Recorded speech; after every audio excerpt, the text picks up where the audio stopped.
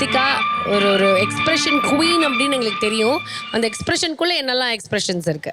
மிருத்திகாவோட கதைக்குள்ள போலாம்.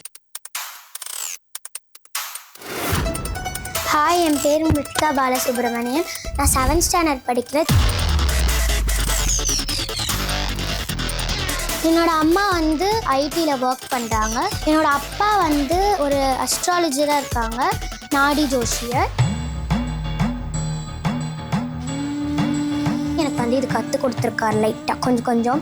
ஸ்கூல்லலாம் வந்து என் ஃப்ரெண்ட்ஸ் வந்து என்னை கேட்பாங்க, எனக்கு பார்த்து சொல்லு, அவங்களுக்கு பார்த்து சொல்லுன்ட்டு.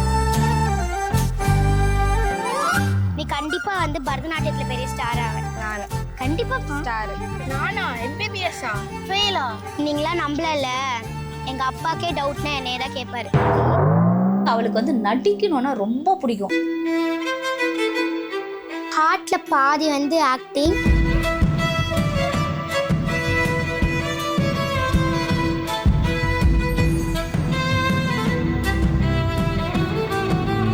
இன்னொரு பாதி வந்து பரதநாட்டியம். நைட்டு 10 மணி ஆனா அவளுக்கு வந்து பயங்கர எனர்ஜி வந்துடும். நைட் ஆனாலே சந்திரமுகி மாதிரி ஆட ஆரம்பிச்சுவா. எனக்கு வந்து வெஸ்டர்ன் டான்ஸ்னா ரொம்ப பிடிக்கும். பரதநாட்டியத்தில் பாதி கட் பண்ணிட்டு வெஸ்டர்ன் வந்துடல. ஸோ தான் இந்த வெஸ்டர்ன் டான்ஸ், பரதநாட்டியம், அப்புறம் ஆக்டிங். இது டெய்லியும் நடக்கும். எங்களால் அந்த கொடுமையெல்லாம் பார்க்க முடியாது.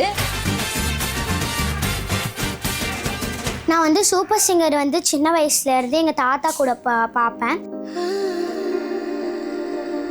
பாடுற இன்ட்ரெஸ்ட் மிட்டுக்கு எப்படி வந்ததுன்னா எங்கள் அப்பா மூலியமா தான். இந்த உலகம் அது போல. என்னை பொறுத்த வரைக்கும் இந்த கண்ணு படிப்பு, இந்த கண்ணு பாட்டு. ரியலி மிட்டு வந்து எனக்கு காட்ஸ் கிஃப்டட் சைல்ட் தான். சூப்பர் சிங்கர் வந்து நிறைய பேருக்கு வந்து ஆப்பர்ச்சுனிட்டிலாம் கொடுத்துருக்காங்க. நானும் அந்த மேடையை நல்லா பயன்படுத்திப்பேன். பிக் பிளேபேக் சிங்கராக ஆகணுன்றது தான் என்னோட கனவு.